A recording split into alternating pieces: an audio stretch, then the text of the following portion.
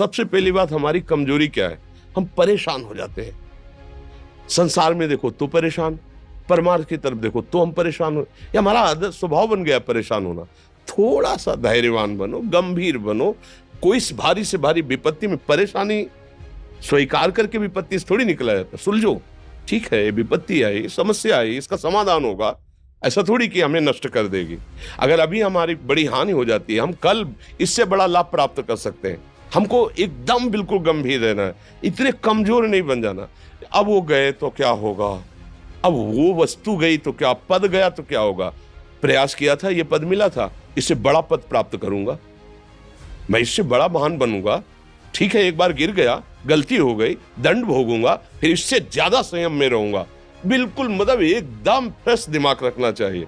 पर अपने लोग क्या है, जरा सी बात में एकदम पछड़ा कर लेते हैं, एकदम कमजोर हो जाते हैं।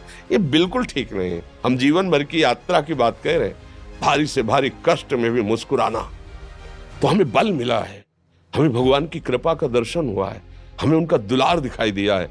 अगर ऐसे तो भाग जाते हैं, फिर परमार्थ में थोड़ी चलना होता है।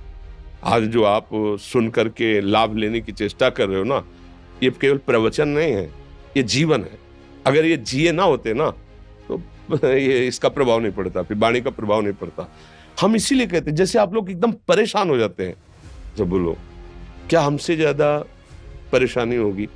दोनों किडनी खराब, दवाई लाने के लिए पैसे नहीं, पानी रखा है हम उठ के पी नहीं सकते, भीषण शरीर में कष्ट, भीषण बुखार, क्योंकि किडनी फेल, जरा में बुखार, खाने को क्या, रोटी मांग के लाओ। अगर वहां सब्जी मिलती तो लाल मिर्च ऐसी पड़ के मिलती थी कि वो पा नहीं सकते थे। आप सोचो, पानी लाना है तो मुझे लाना है, पीना है तो मुझे पीना है। अगर मैं हारता तो कहां पहुंच जाता, क्या स्थिति होती? नहीं, मरना है। पर कदम पीछे, कोई दिन ऐसा नहीं जिस दिन सेवा ना की हो, जिस दिन सेवा ना गए हो। गुरु जी की सेवा में जाना है, पहले अपने को स्वस्थ साबित करना है, नहीं वो सेवा नहीं लेंगे। तुम बीमार हो, तुम कष्ट में, वैसे उनकी दृष्टि बड़ी शांत है, उनकी सेवा की, आके लेट गए। फिर हिम्मत की, अपनी श्री जी की सेवा की, मधुकरी नहीं गए, 3-3 4-4 दिन भोजन नहीं गए, पर सेवा नहीं छोड़ा, दिनचर्या नहीं छोड़ी। और उसका प्रधान कारण संयम, ब्रह्मचर्य, भगवत आश्रय, नाम जप, कभी हारने नहीं दिया। अभी भी थोड़ी देर बाद डायलिसिस शुरू हुआ, हारने, आपको हारे हुए नजर आ रहे हैं। शरीर में पीड़ा है, किडनी फेल है, ऐसा थोड़ा हम स्वस्थ बैठे हैं, पीड़ा है, बार बार प्यास लगती है, थोड़ा थोड़ा पानी मिलता है, हर, लेकिन हम आनंदित हैं, हम प्रसन्न हैं। हम लड़ाई में हारे नहीं हैं, ना हारेंगे, हम जीत चुके हैं। हम अपने मालिक के भरोसे में अपना सब बात, तो वो, ये हम अपनी बड़ाई नहीं बता रहे, हम आपको बता रहे समस्या। सोचो, तुम्हारे पास तो माँ है, भाई है, बहन है, परिवार है, कोई ना कोई तो है ना। मेरा किसी ने कभी जीवन में ध्यान भी नहीं दिया, क्यों? बचपन से बाबा जी बन गए, किसी से प्यार नहीं, किसी से संबंध नहीं, कोई जानकारी नहीं, हम कहाँ हैं, वो कहाँ, किसी से कोई मतलब नहीं। अच्छा, जवान साधु कौन श्रद्धा करे? कभी गांव जाने की हिम्मत नहीं पड़ती कि रोटी मांग ले, पता नहीं लोग क्या सोचेंगे, क्या भावना कर ले। हम दरवाजे पे खड़े हैं, क्या कैसी भाव, जो हमारे सामने आकाश वृत्ति से आया यौवन अवस्था में, वही पाया है, अन्यथा भूखे रह गए।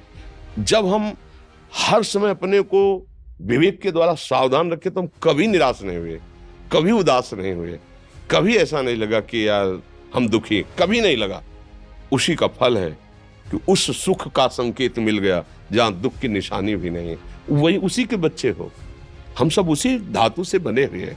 हम इतना क्यों परेशान हो जाते हैं? हम ये देखते हैं अपने लोग, थोड़ी बात बिगड़ गई परेशान, नहीं बिगड़ी तो बिगड़ जाने की संभावना में परेशान है।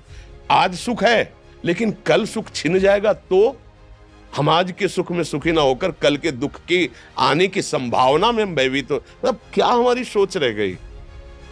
हमको इतना बलवान बनना है कि सुख और दुख दोनों हमको छू न सके।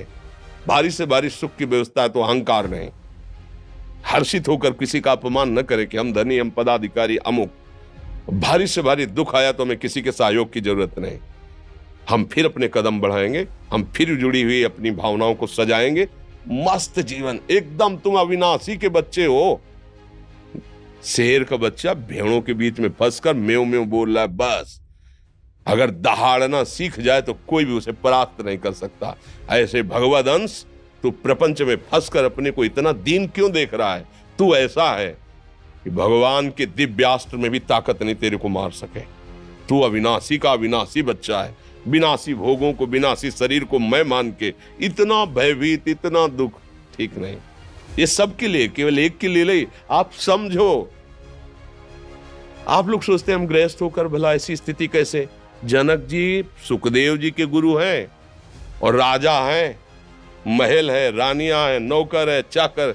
क्या सुखदेव जी जिनके शरीर में लंगोटी भी नहीं है, दिगंबर, परमहंस के गुरु हैं जनक जी जो राजा हैं। समझो, आप ऐसा ना सोचे कि हम नौकरी कर रहे हैं, हम संसार में, हम गृहस्थ हैं, हम आध्यात्मिक की ऊंचाई पर नहीं चढ़ सकते। नहीं, आप एक सरकारी नौकरी या आप किसानी या व्यापार करते हुए आप एक अध्यात्म की ऊंचाई में चढ़ सकते हैं। और अध्यात्म ही है जो तुम्हें इस माया के दुख सुख से ऊपर उठा सकता है। दूसरा, चाहे जितनी संपत्ति आ जाए, आप सुखी नहीं हो सकते।